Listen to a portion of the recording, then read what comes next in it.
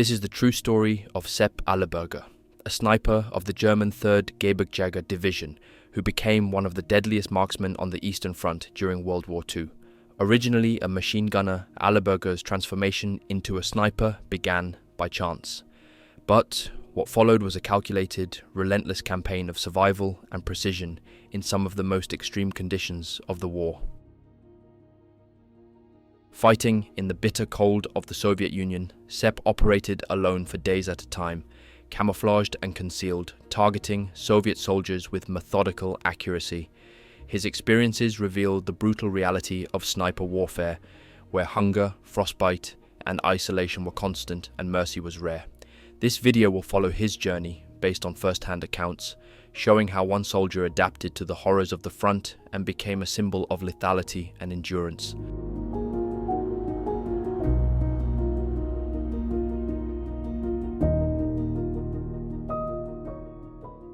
The summer sun was rising on the Eastern Front, casting a soft golden light across the fields, soaked with the moisture of the night before. The air was warm, fragrant with earth and grass, but Sepp felt none of it. Nature had become irrelevant to him. He lay silent, eyes fixed ahead, his body perfectly still, senses sharp as razors. For 2 days he'd been stalking a phantom, a Russian sniper who had already claimed 9 lives, 9 comrades, 9 ghosts.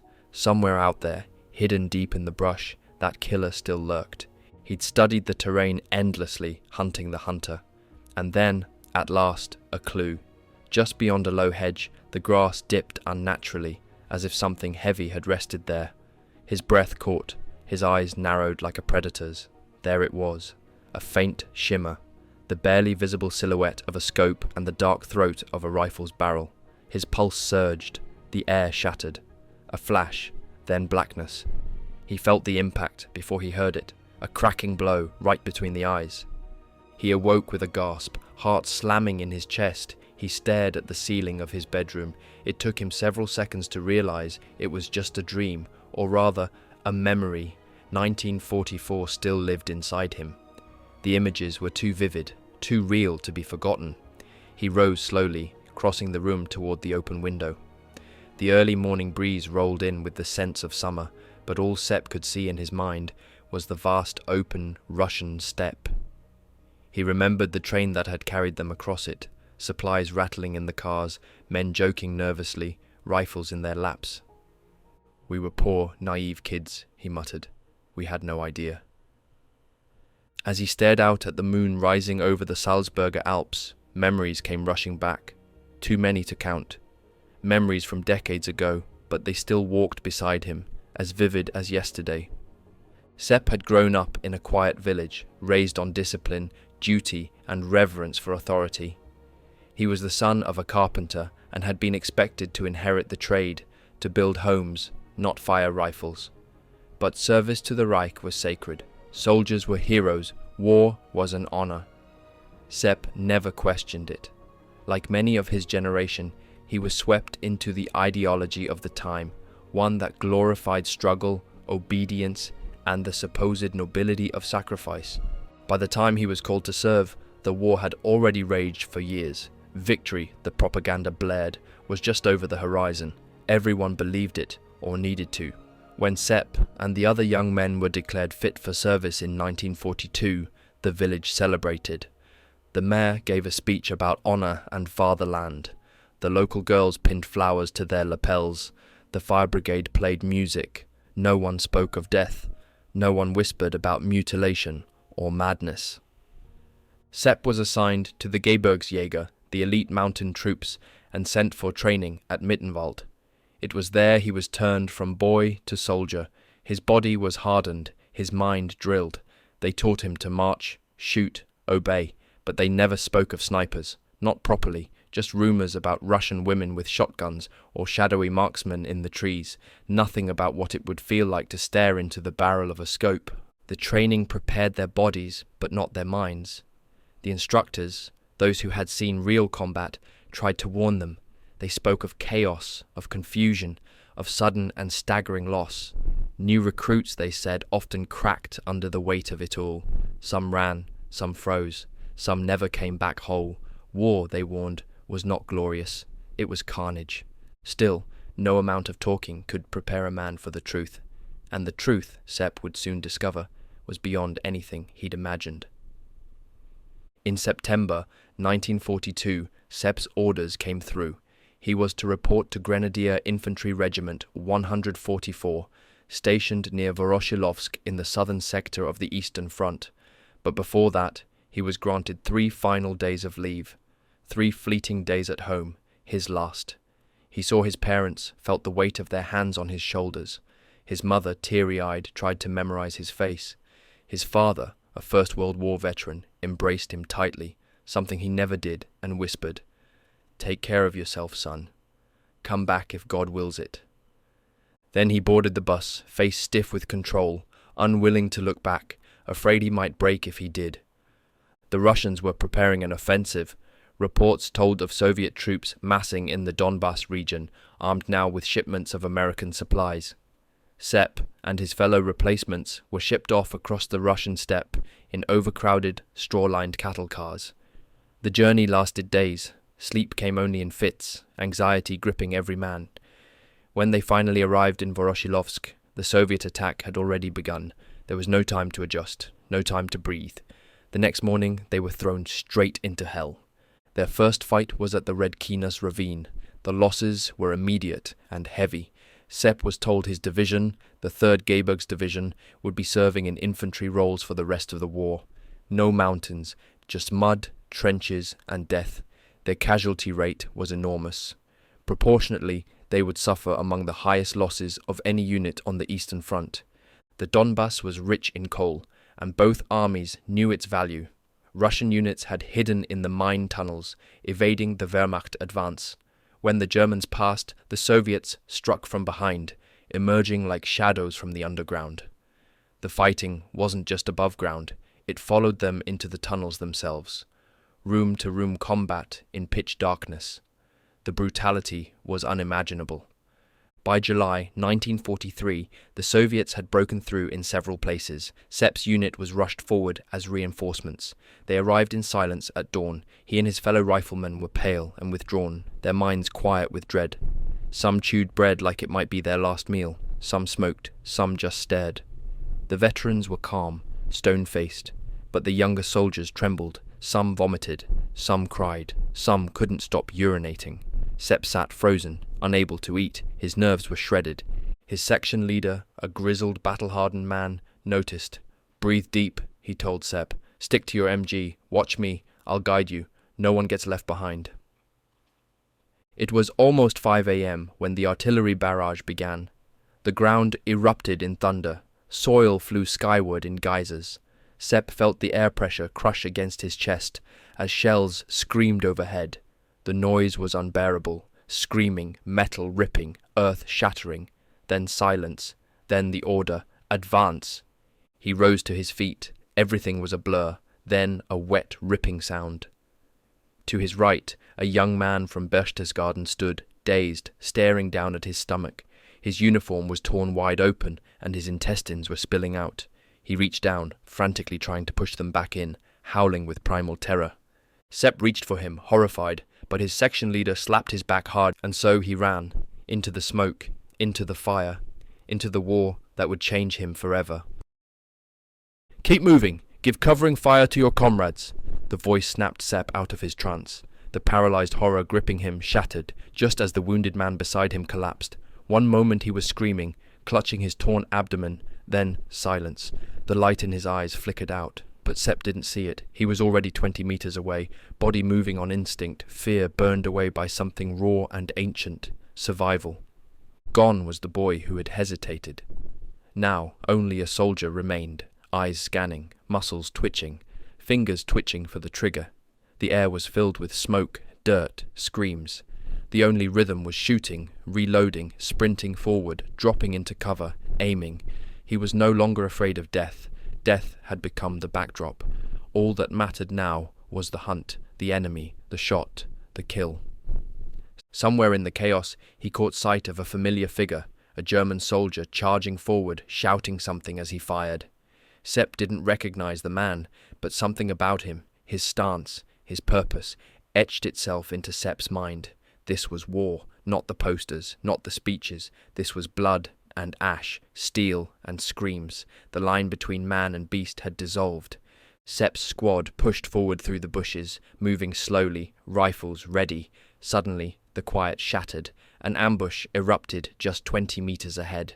One of the riflemen dropped without a sound, shredded by automatic fire.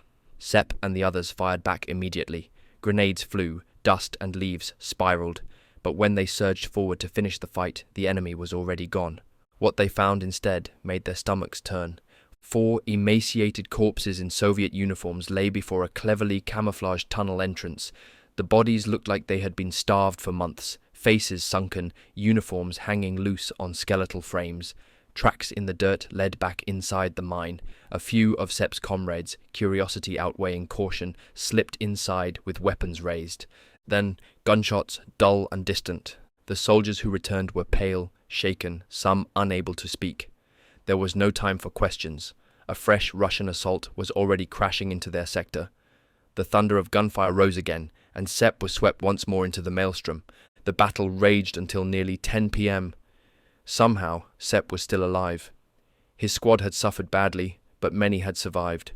As darkness fell, they withdrew to their original positions. Tomorrow the attack would begin again. The Russian defense had been stronger than anticipated. Both sides needed to regroup. Sepp collapsed in the dirt, sharing a tin of fish, a crust of bread, and a cigarette with his fellow survivors. They spoke little, just the important things. Sepp finally asked what had happened inside the tunnel.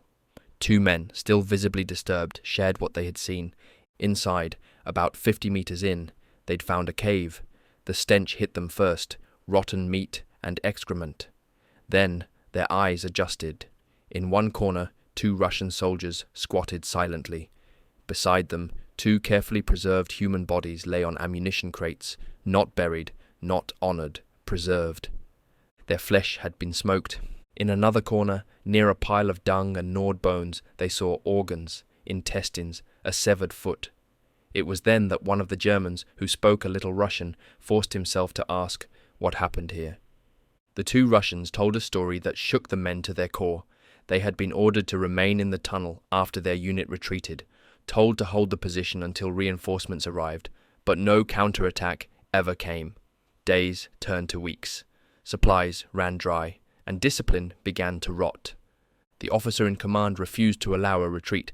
When the youngest soldiers, just 16, suggested escape, he executed them in cold blood, then ordered the others at gunpoint to butcher the corpses. He made them smoke the meat. They cooked the livers over a fire and devoured them. Over the following weeks, the survivors ate the dead, one by one. None dared resist. The officer and his senior men held the only weapons. When the next youngest soldier showed signs of despair, he too was shot, his body prepared like the rest. Eventually the Russians tried to storm the tunnel again, forcing the survivors to emerge. As the German soldier finished translating the tale, one of Sepp's comrades threw up violently. Another stared in disbelief before muttering, "You revolting bastards," and opened fire with his MP-40. The 2 Russian survivors jerked as the bullets tore into them. Blood sprayed the walls. The nightmare ended. Their bodies slumped to the ground, silent at last. The section leader barked, "Out! All of you! Now!" They left the tunnel in silence, gasping for clean air, trying to forget what they had just seen. For the hardened veterans, it was just another grotesque chapter in the long, endless book of war. But for Sepp, something inside had cracked. He had glimpsed the deepest abyss of human desperation. There was no poetry left in this fight, just the raw mechanics of hunger, madness, and death. That night, he barely slept. The next 4 days were spent in continuous combat until the Soviet resistance was finally crushed with the help of artillery and new reinforcements. But the cost was horrific. Over 650 German soldiers lay dead by the time it was over. Sepp's company was shattered. Of the original unit, only 20 remained. His own squad, once a close-knit group, was reduced to 2, himself and his section leader. He no longer felt time pass. He no longer felt anything. His face, once boyish and bright, was drawn, hardened. His hands trembled less now, not from nerves but from exhaustion. He didn't even realize he'd aged 10 years in 5 days. He had entered the war a boy. Now all that was left was a machine, a man of instinct, a survivor. By late July, the Soviet offensive had started to yield success. German forces were retreating. Each day was a desperate struggle for survival. The Russians fought with ferocious resolve, hurling waves of men and steel forward in coordinated assaults. It wasn't just quantity, it was precision. German soldiers, especially machine gunners like Sepp, were being targeted with ruthless accuracy. The Russian snipers were proving deadly effective, and the Germans knew it. Those wielding machine guns stood little chance of surviving long. Machine gunner Sepp Algerberger knew his days were numbered. The machine gun was the soul of firepower in mobile battle, its position vital, its presence feared. But it also drew everything from enemy mortars to Soviet snipers. Day after day, Sepp watched his fellow gunners fall. He realized, even in his first week, that his survival depended on one thing: escaping the machine gun role altogether. On his 5th day in battle, a piece of shrapnel struck him in the left hand. It hit with a dull thud, not sharp, not fiery, just final. He looked down and saw blood. He couldn't feel much pain, not yet. Incredibly, his fingers still moved. That alone reassured him. He grabbed his MG, crawled behind a mound of dirt, and quickly wrapped the wound with a bandage. Just as he tied the last knot, a voice beside him screamed, "Sepp, they're coming! Fire! Now!" He raised his gun, gritted his teeth, and kept fighting. Only hours later, when the firing had ceased and they were pulled from the front line, did he finally feel the pain. It burned like fire, gnawed like teeth. He staggered toward a supply station, where a small farmhouse had been converted into a field hospital. The moans of the wounded drifted from the door. Inside, blood and sweat filled the air like mist. A medic was sorting casualties by severity. A boy, just 17, was carried in on a stretcher, his legs limp, voice repeating over and over, "I can't move. Oh God, I can't move." His chest was fine, but when they rolled him over, there was a massive hole between his shoulder blades, the size of 2 hands. Bone fragments jutted out from the ribs and spine. The medic sighed and whispered to the men, "He won't make it. Take him to the barn." The barn was where they sent the dying. When Sepp's turn came, he stood in line, cradling his arm. Next to him, a soldier sat pale and stiff, his nearly severed hand hanging by a strip of flesh. Neither of them spoke. Pain didn't allow words. Eventually, a sergeant examined Sepp's wound. It looked survivable. He cleaned it with antiseptic and without warning began slicing away the torn flesh. No anesthetic, no mercy, just stitches and grit. A corporal held Sepp's arm in an iron grip and muttered, "Scream if you need to. It helps." And scream he did. The pain tore something out of him that day. Afterward, Sepp was reassigned for recovery work behind the lines. For 14 days, he joined others doing light duty, transport, hauling supplies, inventory. It was there, among the racks of captured weapons, that he found a sniper rifle, a Soviet weapon fitted with a scope. Something stirred in Sepp. He turned to the regiment's weapon technician and asked, "Can I train with this? Just for practice?" The NCO raised an eyebrow, but handed it over. "We've got the ammo. Give it a go. Maybe you're meant for something better than feeding Ivan with machine gun bursts." That evening, Sepp began practicing. Alone in the yard, he fired shot after shot. After a few days, his talent became undeniable. He could hit a matchbox at 100 meters. From 300 meters, he struck a crate dead center without effort. The NCO took notice. "All right, Algerberger," he said one morning, slapping Sepp's shoulder. "You're a natural. Go back to your company and take this rifle with you. I spoke to your company commander. He's given the green light." So, with the sniper rifle under his arm and fresh stitches in his hand, Sepp returned to the front in early August 1943. His sergeant greeted him with a dry smile and handed him a certificate, "Wounded in action." Then he leaned in and whispered, "Don't think this is over, Algerberger. That was just your welcome. Keep your rifle close. Keep your arse lower. Now go give Ivan hell." The front was quieter now. No major offensives, just artillery exchanges and sudden ambushes. But the danger was everywhere. Russian snipers were merciless. Sepp's new role put him in the eye of the storm, but for once, it felt right. He was no longer meat behind a machine gun. Now, He hunted on his own terms. His company commander believed in snipers. Unlike some officers who dismissed them as cowards or dishonorable, this man understood their value. Others called snipers rat killers or sneered at them as sneaky assassins. But Sepp's commander knew better. He'd seen what they could do and what happened when they were absent. "War isn't noble," he once told Sepp. "It's not about courage or romance. It's about putting bullets where they count before they do the same to you." Snipers were hated by the enemy because they represented unseen death, a twitch of movement, a flash of glass, and then silence forever. Even something as simple as a soldier lifting a tin to relieve himself could get him killed. In the trenches, men used empty cans as makeshift toilets, but to throw the contents over the trench wall, one had to rise just slightly, and many never came down again. Sepp knew that truth now. He was now attached directly to his company commander and given full permission to hunt across the company's perimeter. He began walking the trenches, asking each unit what they had seen. Finally, a machine gun team pulled him into a side trench and pointed. "There," the leader said, guiding Sepp to a gap in the sandbags. "Right through that crack, that bastard sniper's been hitting everything, equipment, helmets, even the damn crockery. Took out our best cook's stew pot, you see that?" Sepp nodded. His scope rose. The game had begun. Peering through a narrow slit between the tree trunks, Sepp adjusted his 8x magnification binoculars with care. The company quartermaster had handed them over, sensing Sepp's growing value as a marksman. But despite their clarity, Sepp couldn't make out anything suspicious. He then tried something smarter. He took a rolled tent square, balanced a cap on top, and slowly raised it above the edge of the trench. It worked instantly. A muzzle flash cracked across the no-man's land.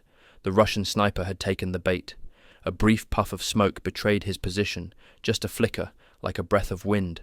Sepp tracked it carefully to a woodpile across the field.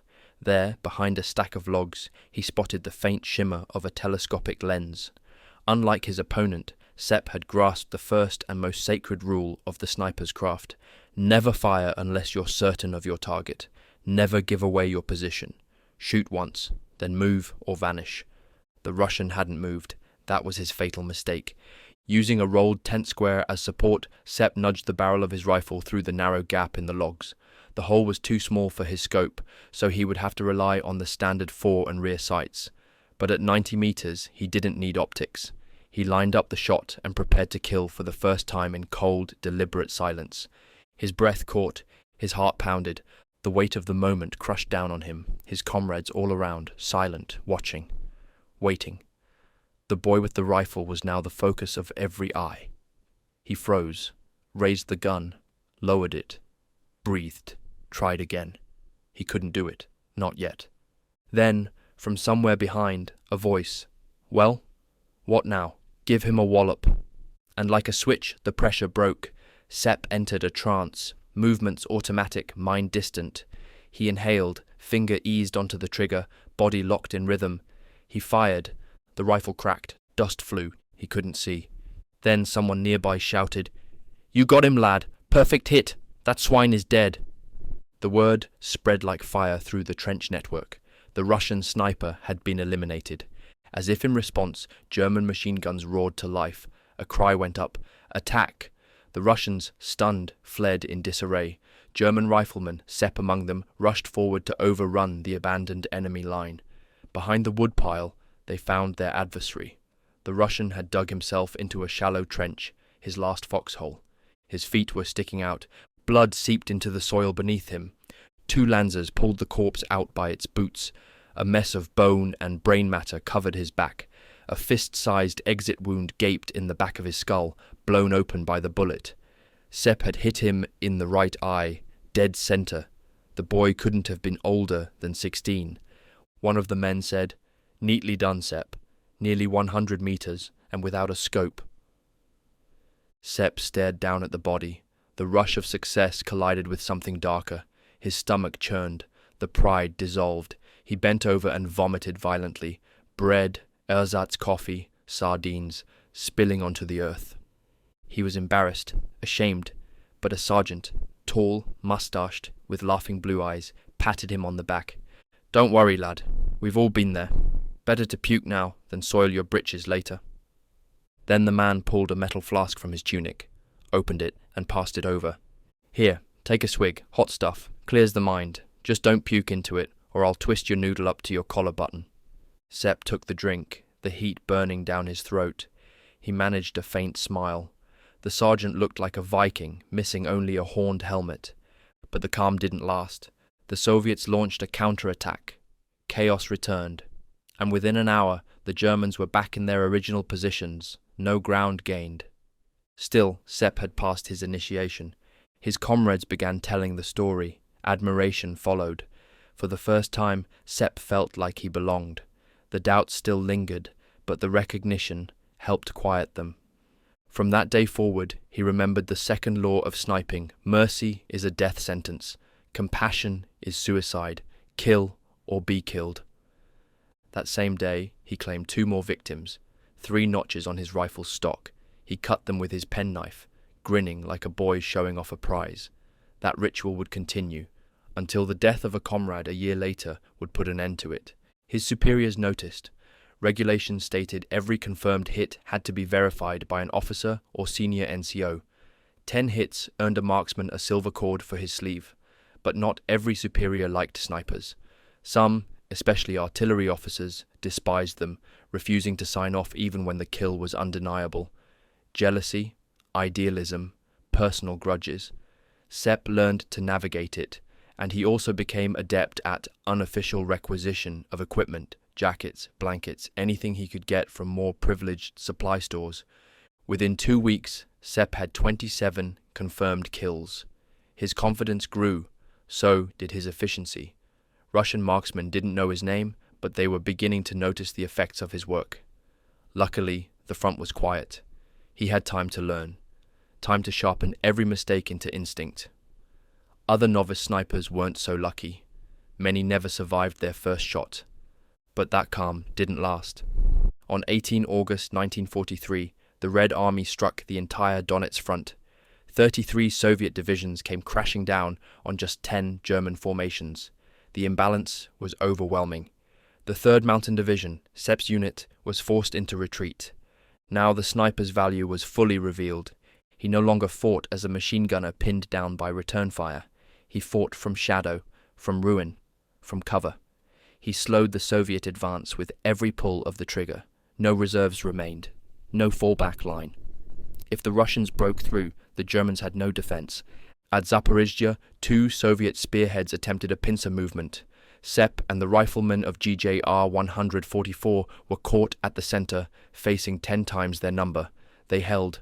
Mud, rain, exhaustion, and hunger ate away at the men's bodies, but not their resolve. Each bullet Sepp fired bought the unit time. Each wound inflicted made an enemy scream, demoralizing the rest, and that was Sepp's gift. He didn't just shoot to kill, he shot to terrify. In battle he developed a personal tactic. He would ignore the first waves of charging Soviets. Instead, he aimed at the back rows, hitting men in the gut, kidneys, or spine. Their screams ripped through the ranks, shaking morale. Then, as panic set in, he would switch to headshots, dropping enemies at close range with clinical finality. He once downed over 20 men in mere minutes. The rifle cracked like a metronome. Boom, drop, boom, drop. For 2 days he held the line, but eventually the tide could not be stopped. Under cover of night, the survivors of 7th Company slipped through a gap they'd carved in the lines. 13 wounded carried with them. Sepp took up the rear, guarding the escape. He was no longer just a boy with a rifle. He was the shield. At dawn, after hours of desperate movement and firefights, Sepp and the survivors finally reached their new fallback line. The exhaustion ran deep, not just in the body, but in the soul, and yet there was no time to rest, no room for reflection. The question of ethics, or soldierly honor, evaporated in the face of raw survival. In this war, in this moment, mercy was a luxury that could kill you and your comrades. As daylight broke, the Russians attacked again. This time, they advanced more cautiously, but with no less determination. 3 Soviet tanks led the assault, steel behemoths rattling forward across the shattered terrain. Sepp was already in position, carefully concealed in a new sniper's nest he had helped shape with his own hands. The German lines were hidden, camouflaged, waiting. The element of surprise was their only hope. The Soviet infantry used the tanks for cover, crawling behind them like shadows. When the lead tank halted, its turret buzzed as it rotated. Sepp locked eyes through his scope. The hatch clicked open. Slowly, a head emerged, lifting a pair of binoculars. This was the moment. Sepp's rifle was set to just over 120 meters, perfect range. He aimed slightly high, adjusting for elevation. He hesitated, thinking, that might be the tank commander, possibly the leader of the entire operation. A breath, a decision, a single, smooth press of the trigger. The bullet struck. A splash of blood painted the hatch. The body dropped back inside. Seconds passed. Then chaos. The tanks froze. Confused, leaderless, they fired blindly before pulling back. Sepp's instincts had been right. That one bullet, fired in silence, had shattered the Russians' momentum. Their next assault came an hour later, clumsy, slow, and disorganized. The German line held. One sniper's bullet had altered the course of a battle. By the 20th of September, the offensive had been stopped. The front had contracted. No major breakthroughs were made. But at what cost? The 3rd Gebirgsjäger Division had lost over half its men. The survivors were gaunt, lice-ridden, plagued by dysentery, and haunted by what they had seen. Nazi propaganda called it the heroic face of the Eastern Front. In truth, they looked like ghosts of themselves. Sepp, miraculously, hadn't been wounded, but he was not untouched. He suffered the same filth, the same rot-gut diet of stolen Russian pickles and bread. He felt it in his stomach and saw it in the deadened eyes of the others. In the lull that followed, they dug in again. This time along the Wotanstellung, a new defensive line. The area was unsettlingly familiar. It had been settled by Volga Germans decades earlier. Neat little towns with German names. Heidelberg, Tiefenbrunn, Rosenberg lined the roads. Their houses were clean. Crockery sat untouched in cupboards. Family photos still hung on walls. It felt like walking through a dream of home. Or a warning. Soon, new Russian offensives were brewing. Reinforcements were scarce.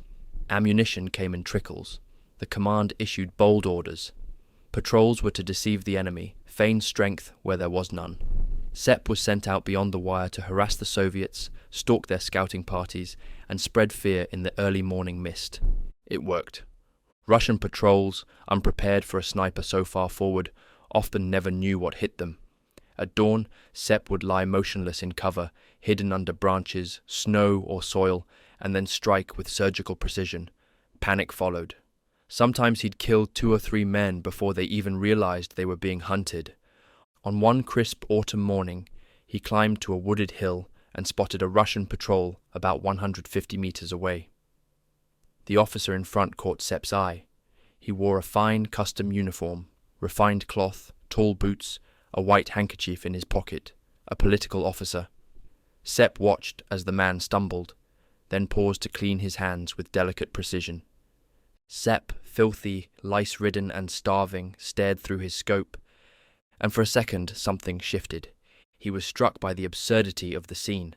The man looked like he belonged in a ballroom, not a battlefield. For a heartbeat, Sepp hesitated, but war offers no room for sentiment. Sparing the man would risk everyone else. He centered the reticle on the officer's breast pocket and fired. The man looked down at the hole in his chest in disbelief. Blood gushed. He crumpled soundlessly. His men scattered. 2 fell trying to retrieve him. The others never found Sepp. He was gone like a ghost. But he had seen enough to know what was coming. The Soviet build-up was massive. Every patrol confirmed it. And then, on the 26th of September 1943, hell was unleashed. At exactly 8 a.m., the eastern sky lit up in a wall of flame. Hundreds of artillery flashes strobed across the horizon. Then came the sound, rolling thunder that built to a deafening roar. The very earth groaned under the barrage. Dirt, gas, and metal rained down. The Lancers cowered in their trenches. Some screamed, others prayed. Sepp gritted his teeth, pressing deeper into the earth, his fingers trembling. Every explosion came closer. Then something thudded into the dirt beside him. It was a torso. Just a torso. The body of a comrade, no limbs, barely a face, blown into Sepp's foxhole. Somehow, the man was still alive. His mouth worked. He was speaking. "Why is it dark? Why can't I feel my body? Help me! Help me!" Sepp froze, horrified. The stumps of arms and legs twitched. Blood gushed. Then came a final scream. Long, high, inhuman, and the man fell still. Sepp sat, shaking. Then, like an instinct, he grabbed his rifle. The tanks were coming. So were the infantry. The only way out of the nightmare was forward, into battle. He rose with the others. No time for thought. The air was filled with lead and fire. Sepp took aim and fired, again and again. One bullet, one body. His barrel grew hot. Grease melted down the wood. He scavenged ammo from corpses. He didn't care who they were. For 8 days the line surged and buckled, holding barely. There were no replacements, no fresh units, just men fighting until they dropped. Behind the lines, the wounded lay screaming. Limbs were dumped into pits. The medics shot the hopeless cases when no morphine was left. It was a world-turned animal.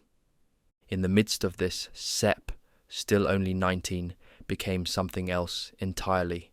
His innocence vanished. His lightness, his youth, burned away. What remained was a sniper with the calm of a surgeon and the soul of a wolf.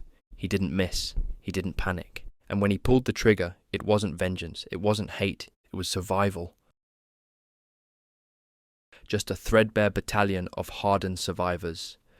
24 soldiers remained in the sniper platoon, still standing despite everything thrown at them.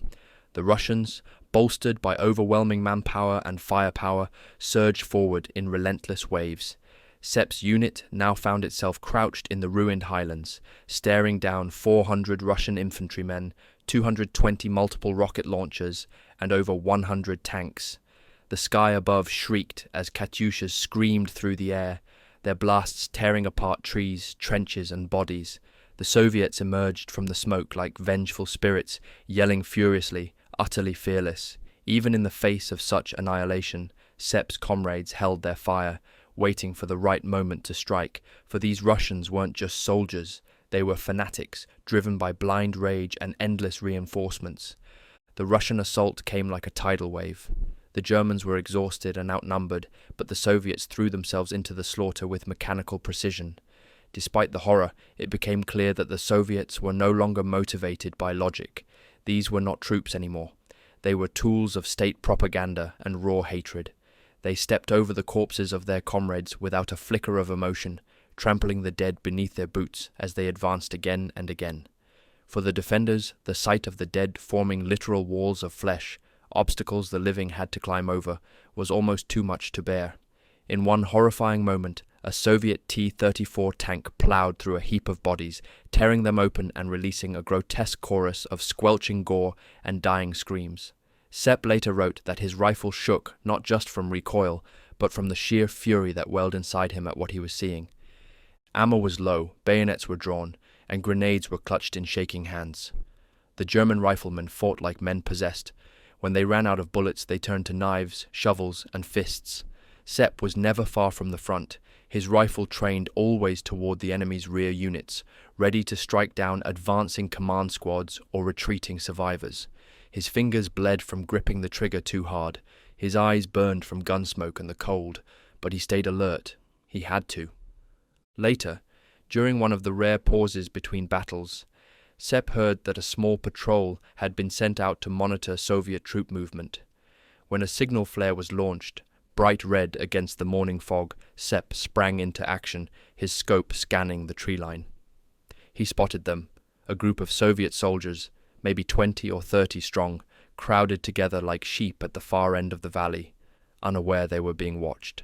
Concealed beneath branches and moss, Sepp locked in on the front runner, squeezed the trigger, and watched the man collapse mid-step.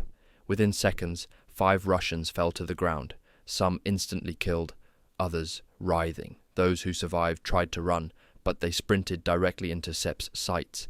He picked them off, one by one, until the rest disappeared into the shadows. The patrol leader beside him whispered, "Now they know we're still here."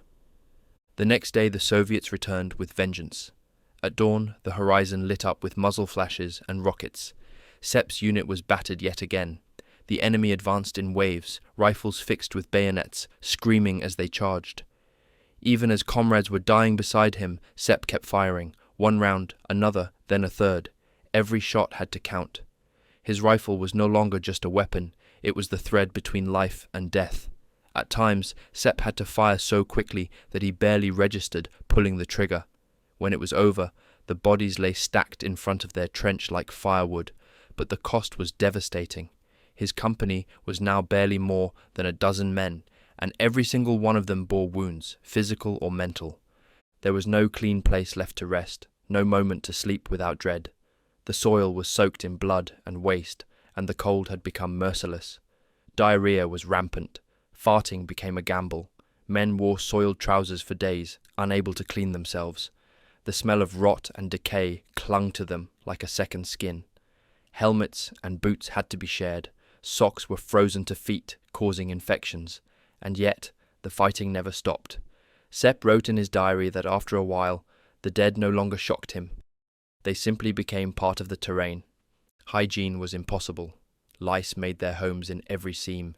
Men picked at their skin, cursed at the itching, passed around lice powder and candles like precious gifts.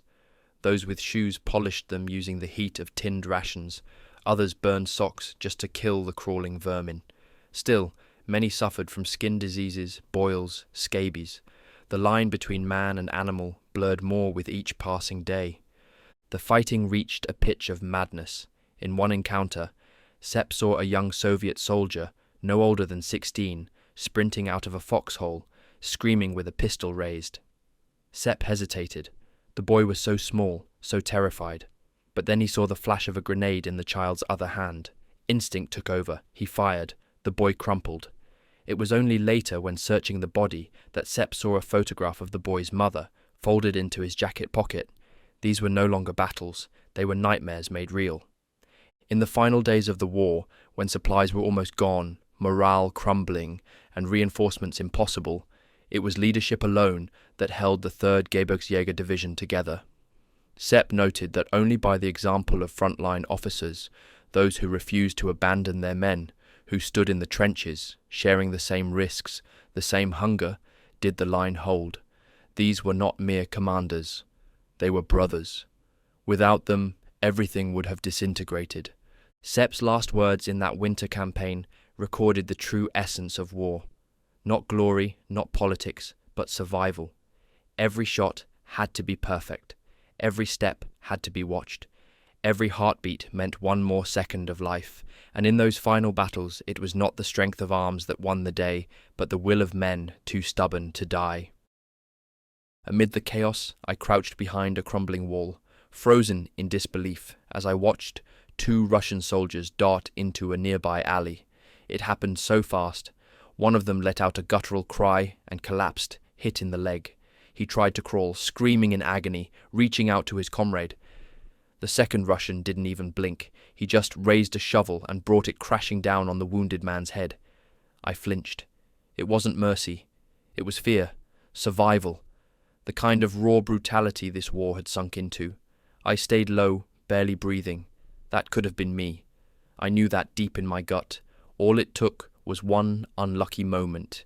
And yet, fate, whatever it is, gave me another chance that day. Just hours later, I found myself backed into a ruined corner.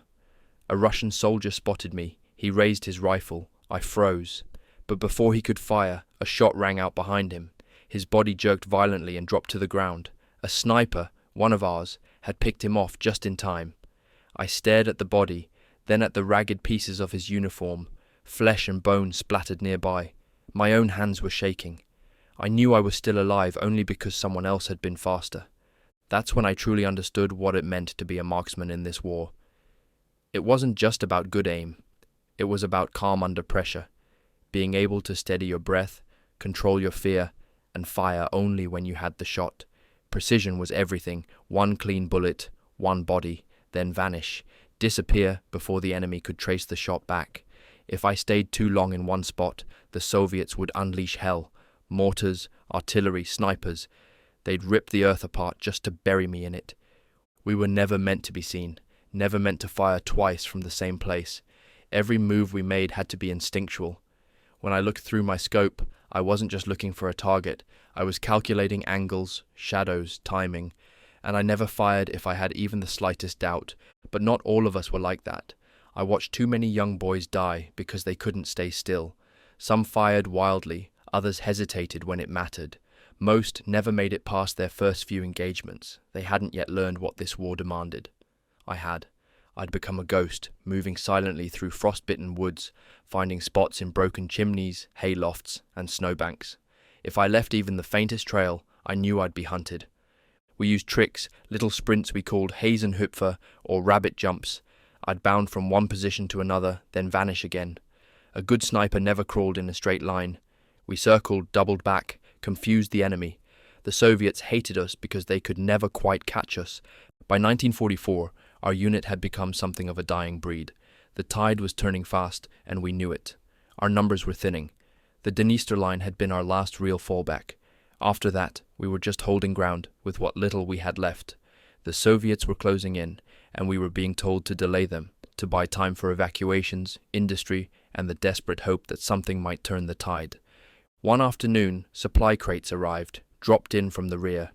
Inside them were new white winter uniforms, soft, padded, supposedly made for snow fighting. We put them on immediately.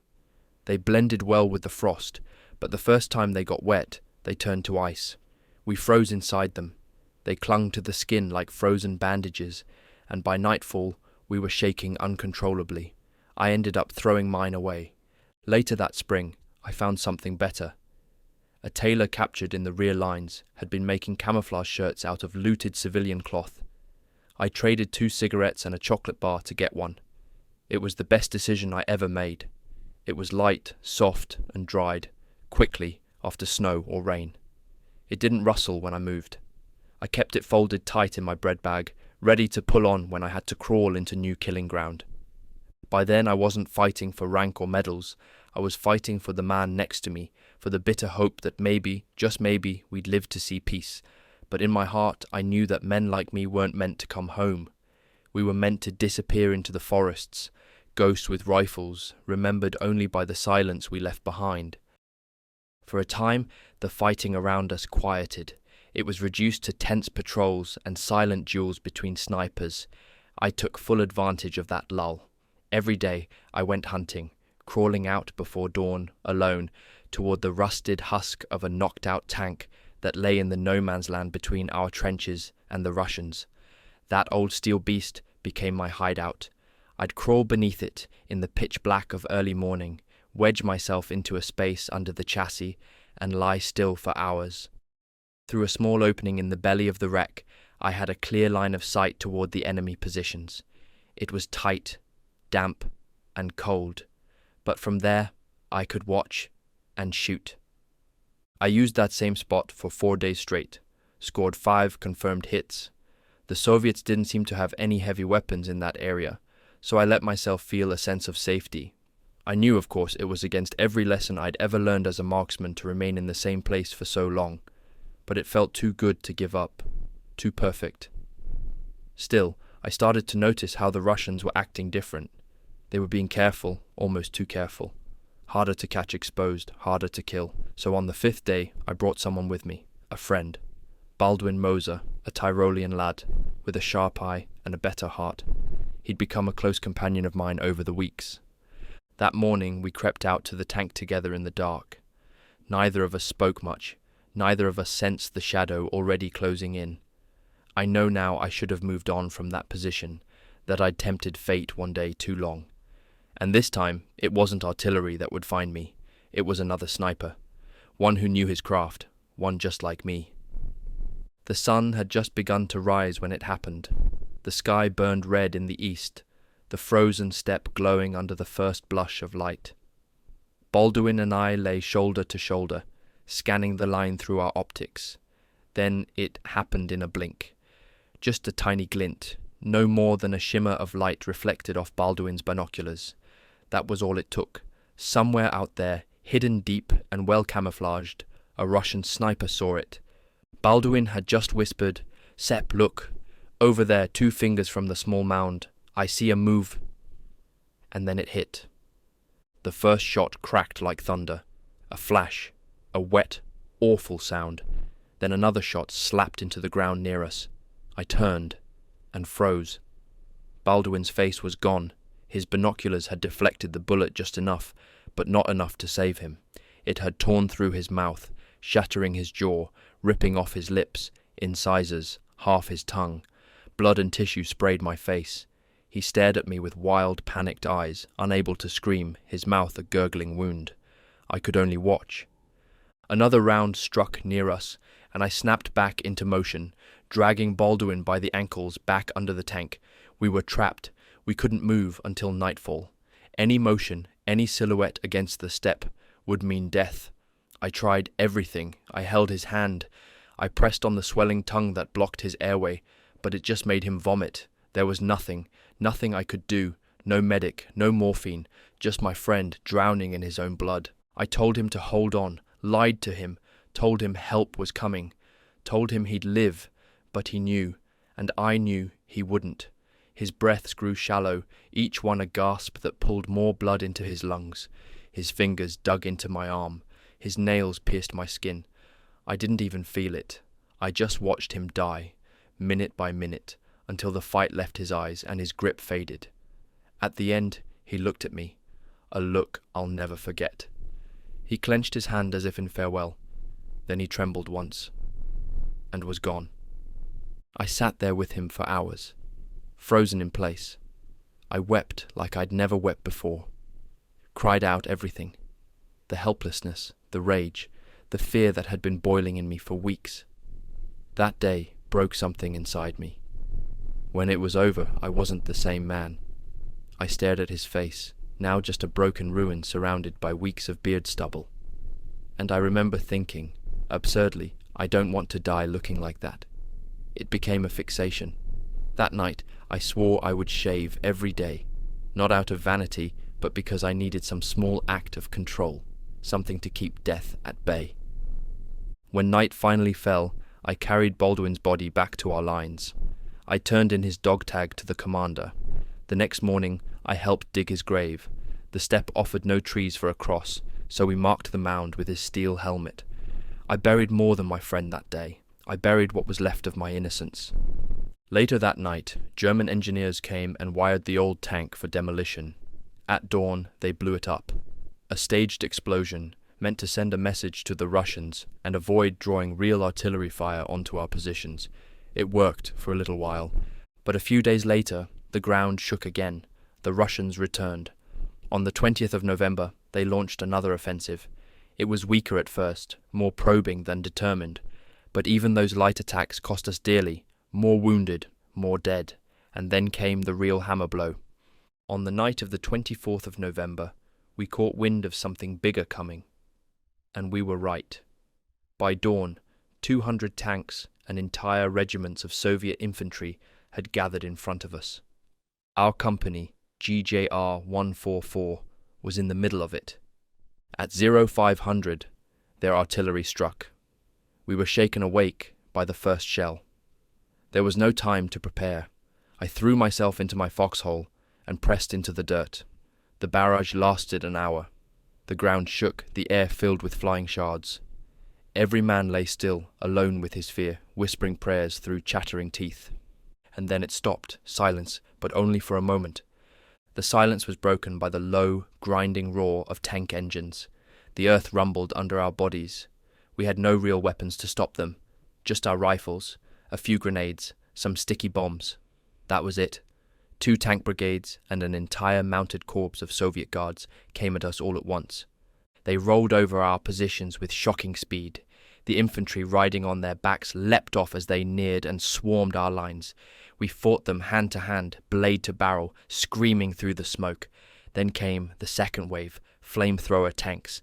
I can still hear the screams of those men. Flames swallowed them whole. The air stank of burned flesh and oil. It broke something in the men. Organized resistance vanished.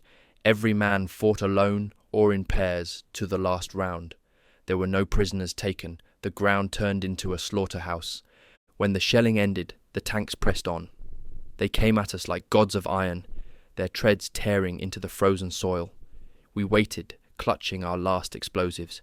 If we didn't act fast enough, they'd find our foxholes and bury us alive. We had only a handful of sticky charges left. Each one was handed to a man we trusted to do the unthinkable, run up to a moving tank and attach it by hand.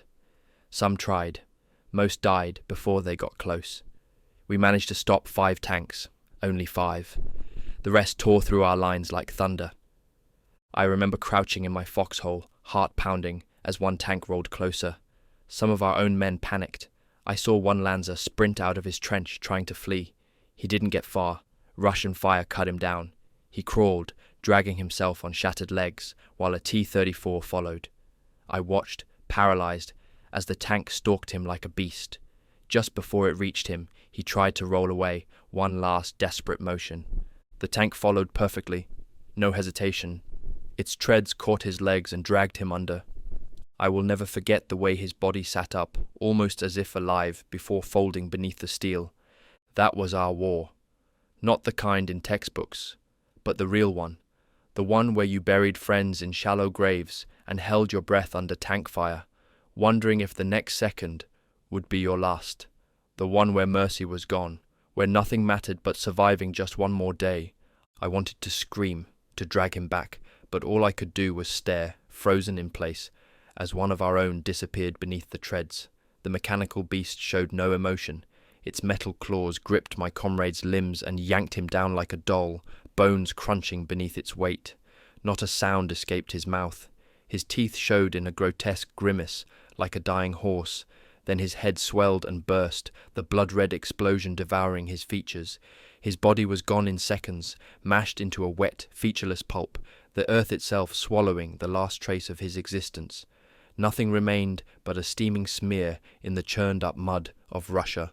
But to our disbelief, the tanks didn't stay. They just kept moving, vanishing beyond the tree line without finishing the job. Maybe the infantry hadn't been properly coordinated with the tanks, or maybe they'd misjudged our defences. Whatever the reason, their withdrawal gave us a new burst of fury. We surged at their exposed infantry like wild animals, our rage unchained. I knew I had to hide my scoped rifle. It was always a risk carrying it if I got captured. They hated marksmen, tortured us, butchered us. I'd already hidden my rifle under some ammo boxes before the assault reached us, swapping it for my MP-40 just in time. Then the Russians hit us. They came down into our trenches like a flood, screaming, howling, a nightmare made flesh. The fight turned savage, faces beaten with rifle butts, guts torn open by machine gun fire, shovels crashing into skulls, bayonets and knives plunging into torsos. The trench filled with cries, smoke, sweat, blood. It was like being inside a furnace of primal hatred. I wondered, in some detached part of my mind, whether this madness was our natural state. Maybe this wasn't the breakdown of humanity. Maybe this was humanity. A dead Russian fell into the trench right on top of me, knocking me down. Another followed, bayonet flashing, but it stabbed the corpse instead. I rolled, pinned beneath the weight, the Russian above me struggling to pull his bayonet free. I kicked him, straight in the groin, with everything I had. I heard the bone crack under my boot's steel toe, a dry snap. He crumpled, gasping, and I lunged forward, crushing his windpipe with my bare hand. I felt his last breath push against my thumb as his eyes bulged.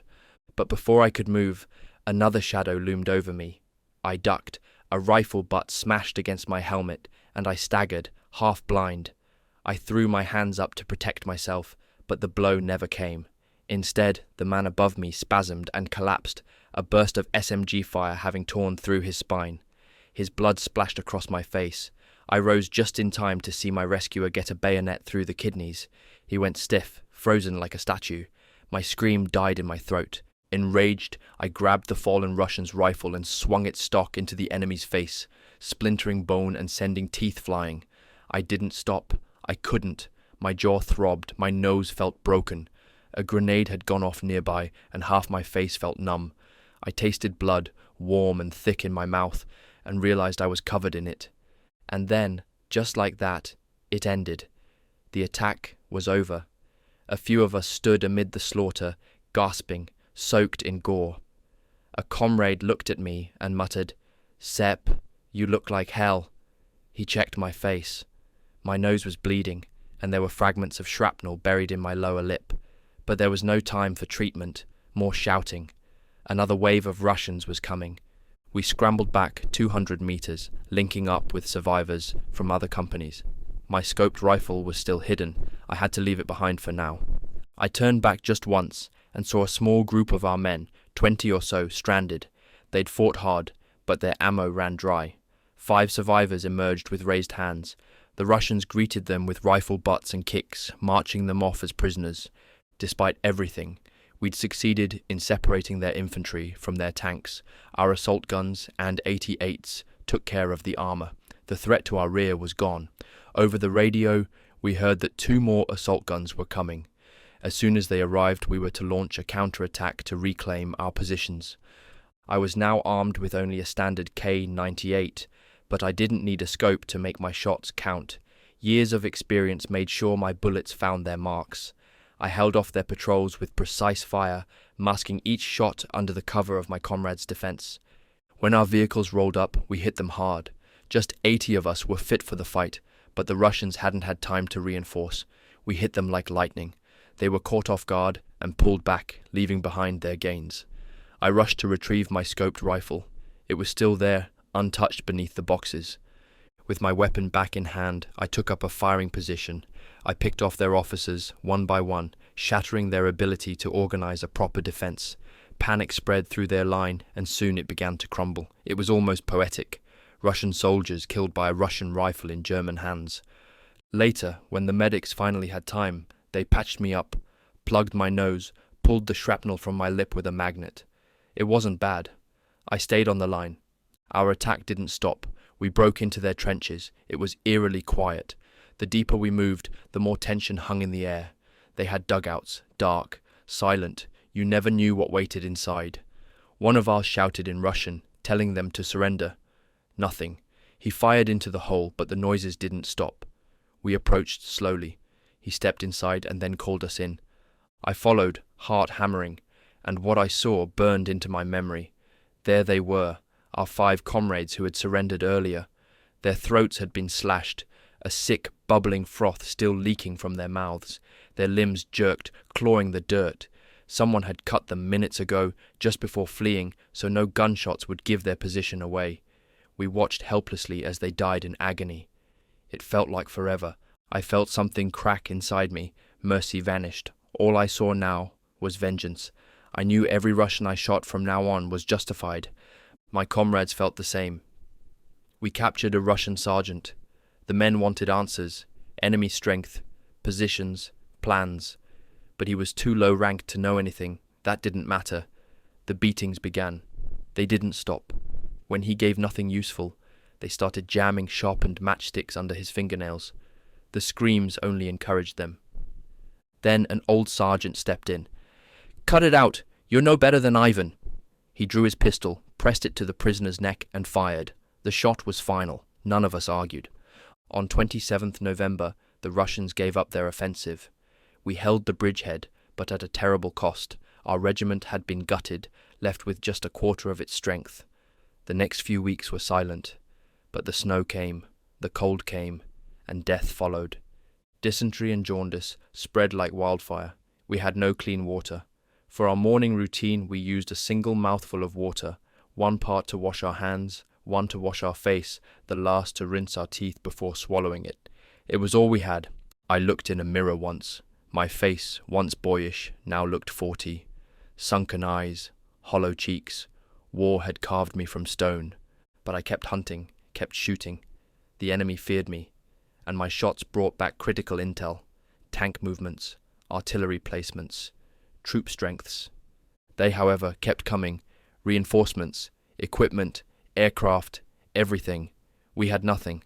On 19th December, they attacked with 10 full divisions. For 12 days, we fought tooth and nail. There were times when just 2 of us held a 100-meter line against wave after wave. I watched panic erupt. Even seasoned veterans cracked under the pressure. But somehow, our officers, men of true grit, drove up to the front, rallied the line. Just by showing up, they saved us. I held my post with what little ammo I had. changing positions constantly. Somehow, by luck or fate, I was untouched. But around me, everyone else was falling. Whole stretches of trench were reduced to two-man defences. It wouldn't be long now. It was the little things that chipped away at us, the dwindling ammunition, the gnawing hunger, the creeping silence that reminded you no friendly voice had reached you in hours. That eerie stillness, the disconnection from headquarters, the officer you once trusted now lying twisted and dead in the mud, the wounded left behind without care, the men who had once fought beside you now disappearing toward the rear like frightened animals. Each of these on their own was enough to crack a man. Together they could break his soul. I felt the pull myself, the bitter desire to turn away, to flee the madness. But I had one thing many didn't, the ability to move among the positions of my unit freely. And whenever I joined up with the others, even for just a few minutes, I saw it in their eyes. Relief. They were barely holding it together, and their questions came fast, their words tight and rapid. Panic just beneath the surface. At one point, I dropped into a trench held by a lone machine gunner. His face was pale, twitching with nerves, his finger hovering too eagerly on the trigger. "Sepp, I'm coming with you," he muttered. "I'm not staying here just to get my arse shot off. They're not even pulling the wounded out anymore. And don't get me started on the ammo and rations. What the hell's left to fight with?" Then, from behind us, came the unmistakable sputter of a motorcycle engine. We turned, and there he was, a captain laying his motorcycle down in the mud and sprinting toward us in a zigzag, bullets cracking the air. At that very moment, something inside the last 5 men in that section snapped. They jumped up, weapons dangling, and bolted toward the rear like startled deer. They didn't even look back, but the captain knew exactly what he was doing. He yanked the MP-40 from his back and without hesitation fired a burst over their heads. The men froze mid-stride, paralyzed by shock. One of them, mad with fear, raised his carbine and fired at the officer, missing wide. The captain didn't flinch. He calmly aimed back, finger on the trigger. "Lower your weapons and get back to your positions, you bastards," he barked. The spell was broken. They obeyed, shoulders slumped, heads down. He lowered his weapon and approached them, but before he could say anything more, the whistling of incoming mortars filled the air. We all hit the dirt. I saw him dive into the trench just before the shell landed.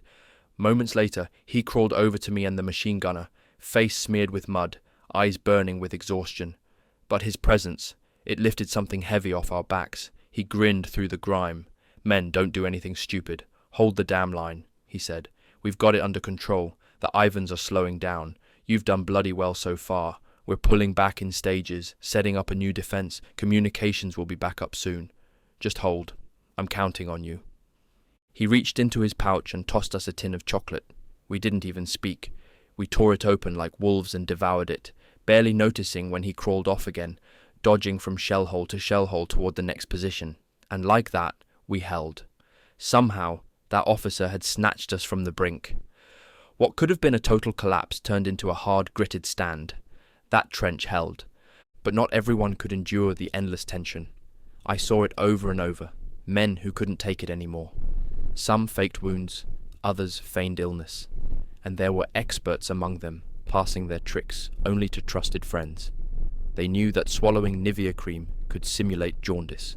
Others shot themselves through the hand or foot, but only after firing through a chunk of commissbrot to mask the telltale burns around the wound. Just before a major offensive or when the cold and filth became too much, these self-inflicted injuries spread like rot. Even some NCOs and officers cracked under the weight and fled, leaving their men behind. Despite all this, we had held our line long enough. The Russians, perhaps frustrated by our stubbornness, shifted their focus to the northeast. They threw their strength behind a different sector, but our recon patrols kept watch, and we were ready. Those of us who still had strength in our bones were gathered from the trenches, filthy, dazed, exhausted, and to our surprise and quiet joy, the captain had spoken the truth. A new defensive line had indeed been established. We sprawled in the relative calm of the assembly point, lying like sandbags in the dirt, eyes half shut. Then a medical sergeant appeared, a wiry man with a sly smile and sharp eyes. "All right, boys," he said. "Time to get some lead back in your pencils." He handed each of us a tiny glass tube with a few white pills labeled Pervitin, methamphetamine. "This stuff will keep your motor running," he said. "Suppresses hunger, clears the head, makes sleep optional. But don't take too many, or you'll crash so hard you'll see stars. Take one when you're at the edge. It'll kick you right back into the fight." He moved on, checking the wounded being dragged in behind us. We only had a few hours to sleep, deep, dreamless sleep like we were in comas. Then we were kicked awake and handed a pill. Hot coffee followed, our first in what felt like a lifetime, and even a swig of schnapps for the lucky ones. But we all knew what that meant. When they gave you coffee and spirits, it meant hell was waiting. And sure enough, half an hour later, we were being rushed to another sector under threat, this time to help a battered infantry division barely hanging on.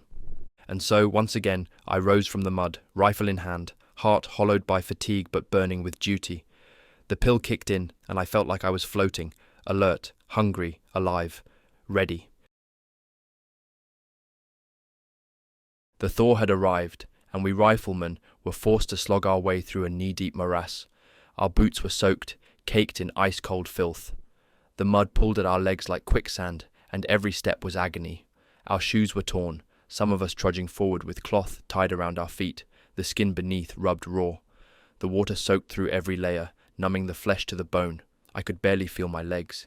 Each pace felt like a lifetime.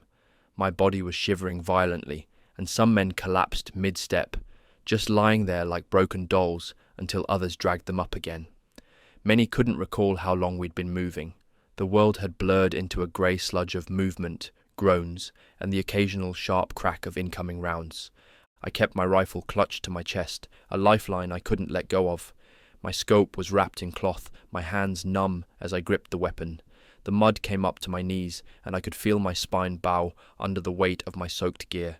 Slung across my back, I carried an MG-42 just in case a firefight broke out. My nerves were taut. Even a cigarette could startle me if it crackled too loud. I was constantly scanning the tree line for movement. Anything. This was survival now, nothing else. The Russians weren't retreating, they were shifting. They'd simply moved their main effort northeast, looking to punch a hole in our sector elsewhere. The order for our withdrawal from the village of Shitomir came on the 30th of January 1944. We had clung to it for days longer than planned, waiting for higher command to approve our retreat, but it nearly cost us everything. Only when the Soviet spearhead began encircling us did permission finally come through. Even then, it was nearly too late. We were almost cut off entirely. We began pulling back through woods and ice-soaked bogs, trying to stay one step ahead of the Russian advance. The officers barked orders through clenched teeth, aware that panic could unravel us in moments. The older men, those who had survived years of this madness, walked like ghosts, eyes hollow, faces like cracked stone. We all looked like corpses. We'd become zombies. No other word for it. Trudging forward in our winter gear, fighting the cold, the hunger, the aching weight of our weapons. We were surrounded by dying trees and whispering wind. Our boots dragged through half-frozen swamps, the stench of rot heavy in the air. There were days I can't remember at all, just images, frost-bitten fingers, the taste of cold sausage, the low whine of distant artillery. One morning, I stumbled into a hole occupied by a machine gunner and his spotter. They didn't even react when I arrived. Their hands were clenched, eyes sunken, lips cracked from dehydration. I collapsed beside them, my body shaking. We barely spoke. We just sat in the silence, waiting for the next command, the next shell, the next burst of fire. Eventually, someone threw me a tin of Spam and half a cigarette. That was the closest thing to kindness I had seen in days. I remember when Captain Kloos of the 11th Battalion finally reached us. He had been away trying to organize the remnants into a fighting unit. Kloos was a hard man, quiet but determined. I heard he'd been a schoolteacher once, but he believed in National Socialism as if it were gospel. When he reached our hole, he stared at us for a moment, then said, "We'll get out of this. You just have to hold." We didn't believe him, but we stood up anyway, because what else was there? Later that day, he pulled me aside and asked if I knew how to shoot with a scoped rifle. I nodded, and he told me I'd be working with the snipers now. "Sepp," he said, "you're steady. You've lasted this long. That means something." As night fell, he handed out the last few tins of meat and ordered us to move out under cover of darkness. The Russians were pressing in again. Word came down that a fresh Soviet division had entered the fight. I took position near a hedgerow and waited. My breath misted in front of me like steam. Every sound seemed louder in the night, the snap of a branch, the squelch of mud, the soft moan of a dying man nearby. At dawn, the Soviets came, more artillery, more bombs, more shrieking tanks ploughing through the muck. I saw men get thrown through the air like ragdolls. One soldier beside me took shrapnel to the face and simply fell backward without a sound. The medics dragged him off, but I already knew he was gone. Then there was silence, a lull, the eerie kind that makes your spine crawl. I remember seeing a Soviet officer appear at the tree line, peering through binoculars. My hand clenched my rifle, but I didn't fire. Not yet. I watched him, noted his distance, his height, his gear. Then, as he turned to give a signal, I squeezed the trigger. He dropped like a sack of stones. The man next to him flinched, then scattered backward. That day, we held. Barely. We had nothing left to give, but somehow we didn't break. And by some miracle, we were told to fall back again. Not because we were losing, but because we had survived long enough to be relieved. My legs gave out when I heard it. But that night, the reality hit. I had seen too much. Far too much. A kid no older than my cousin had tried to shoot himself in the chest with a flare gun, just to avoid going back to the line. Another man I shared a foxhole with bit down on a capsule of something and never moved again. And yet, the line held. We held.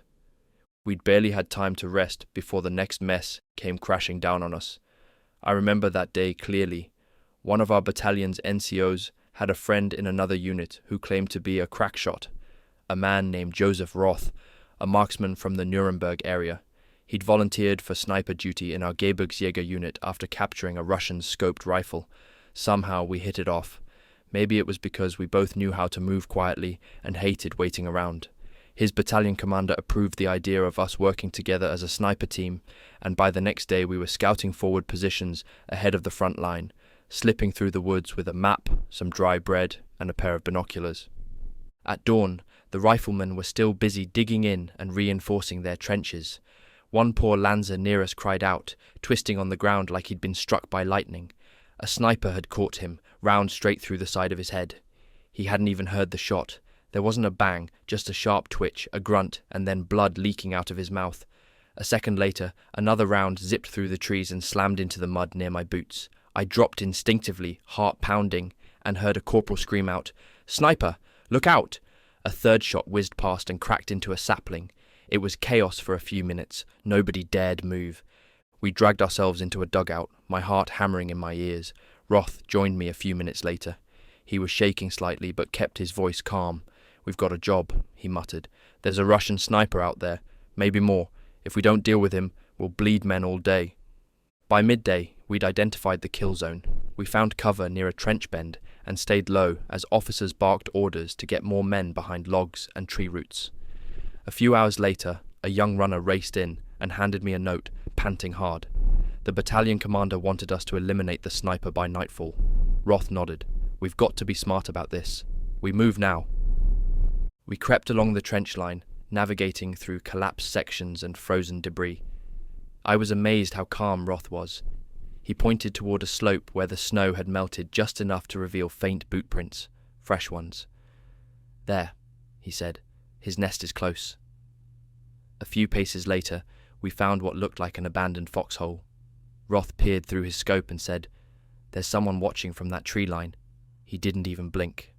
"I'll bait him. You be ready." Roth removed his helmet and raised it on a stick, slowly pushing it up from behind the logs. A shot cracked instantly and tore the helmet in half. I followed the trail of smoke and glassed the tree line. There he was, a faint glint from the scope. I held my breath, adjusted for wind, and squeezed the trigger. The Russian slumped sideways and vanished from view.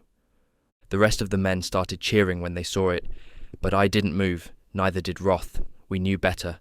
One dead sniper didn't mean the threat was gone. We watched for hours. Nothing.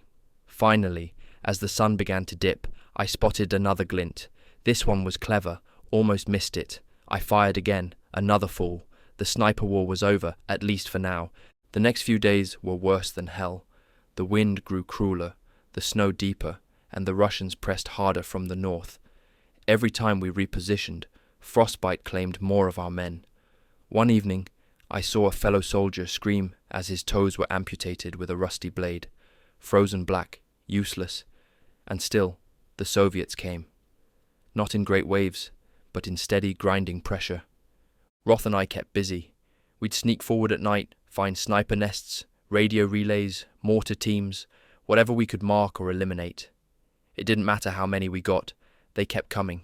At one point, we were so exhausted that we fell asleep behind a hay cart near a farmhouse and didn't wake until shells exploded 100 meters away. Even basic things became deadly. A flask of tea froze solid. Medical supplies turned into blocks of ice. A comrade once collapsed just trying to unzip his trousers in the cold. One of our officers tried to read orders, and the paper snapped in his hands like glass. Our bones ached with every breath. Hunger was a constant companion. We chewed stale bread until our gums bled. One man tried to roast a frozen potato by holding it in his armpit. It didn't work. The Russians kept shifting their assault lines, trying to circle around and trap us. At one point, we had to retreat behind a frozen stream, using a downed railway wagon for cover. Roth and I covered the withdrawal, ducking behind shattered sleepers, taking shots when we could. The others ran as fast as they could, slipping, falling, crawling through the sludge, but most made it out. On the morning of the 20th of February, the weather broke slightly. For once, it wasn't snowing. Roth woke me and said, "We're getting pulled back." Finally. I didn't even react. I just stared at him for a second, not believing it. Then he grinned. We held, Sepp. We actually held. And for the first time in what felt like weeks, I let myself breathe.